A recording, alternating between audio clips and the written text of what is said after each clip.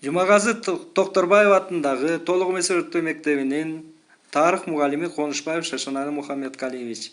Саламатсыздарбы 5-9 класстын окуучулары. Силерге жагымдуу маанай каалоо менен бирге 16-27 ноябрга чейинки өтүлүүчү тарых сабагынын жумалыгы ачык деп жарыялаймын.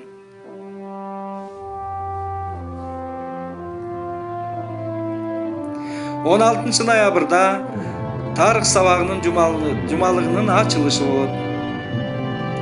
18 ноябрда 7 класста Осмон Түрк империясы деген темада ачык сабак өтүлөт.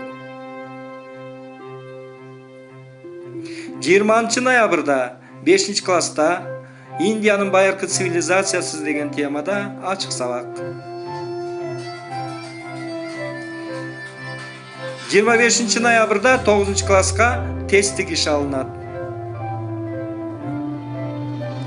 27 ноябрда тарых сабагынын жумалыгынын жабылышы болот.